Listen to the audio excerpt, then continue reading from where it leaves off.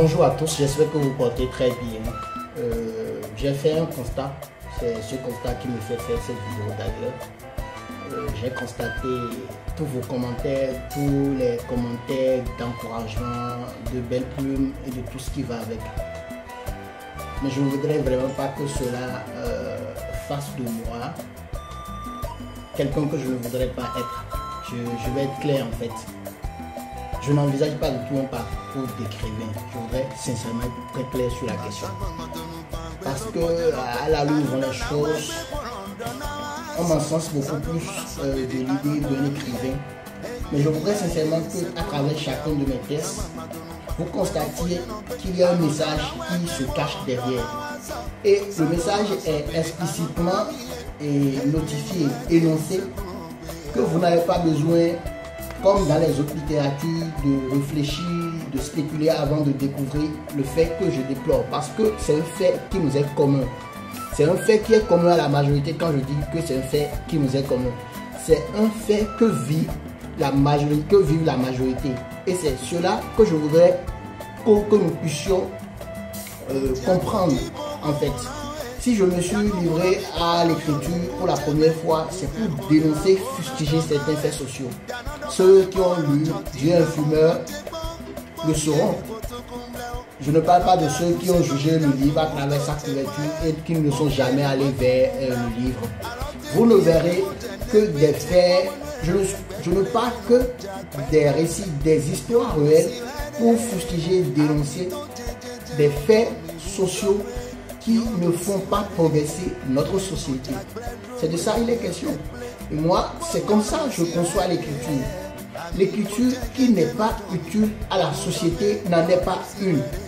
Un écrivain digne du nom doit chercher par tous les moyens pour être directement utile à la société. Et moi, je pense que cela ne se fait pas à travers des réflexions philosophiques, des tests tellement hermétiques et du pédantisme qui ne dit pas son nom.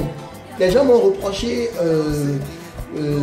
j'ai eu des retours, les gens m'ont reproché le style très familier de mon premier livre Dieu un fumeur, que je faisais une formation de lettres et que le niveau de langue était très bas. Je dis mais s'il faut jouer au pédantisme, moi je peux le faire. Cela ne voudrait pas dire que je n'ai pas un vocabulaire assez huppé pour dire les choses comme je le voudrais. Mais je ne vois pas la littérature comme un assemblage de mots compliqués, complexes et très difficiles à comprendre. Et moi, je pense qu'en Afrique, chez nous, à part quelques intellectuels que j'appellerais tarés, comme notre pépé, comme l'ancien président qui n'a pas été beaucoup à l'école, je ne ferai pas comme les autres. Moi, ma littérature, elle est claire. Soit j'agis sur le réel en même temps, soit je ne fais pas de la littérature. Et vous verrez que ces tests que je poste sont des tests qui ont été lus, qui ont été partagés, qui ont été promus, que des tests ou bien que des ouvrages de grands écrivains. Je suis désolé de le dire, toute humilité mise de côté. Et c'est de ça qu'il est question. Cette littérature, elle est éphémère, mais elle est puissante. Elle touche une réalité qui est la nôtre. Des situations que nous vivons tous. Des mots qui gangrènent notre société. Et c'est de ça qu'il est question. Moi, je vois la littérature comme ça. Et c'est comme ça que je voudrais la littérature. Eh bien, les gens vont continuer leur littérature institutionnelle et tout ce qui va avec. Je n'ai pas besoin de prix, comme je vous l'ai dit, moi je ne veux pas écrire voilà, pour dire là le prix, je ne suis pas dans ça. Il faut que ma littérature soit utile à ma communauté. Et c'est pour ça que j'écris. Et c'est ce que je voudrais que les gens comprennent. J'écris pour changer quelque chose dans ma communauté. Je n'écris pas par plaisir. S'il faut écrire par plaisir, je sais comment il faut jouer les mots. Je joue sur le style et j'ai beaucoup de notions de Barthes, de nombreux auteurs, de Genette et tout cela qui voudraient que l'écriture, que ce soit du roman, se fasse de telle manière. Mais moi, je ne me vois pas en train de respecter ces aspects, tous ces critères, ces canons fastidieux avant de pouvoir dire ce que je pense. Et c'est pour ça que je vous offre bientôt un livre. Un livre qui sera très différent de tous les autres.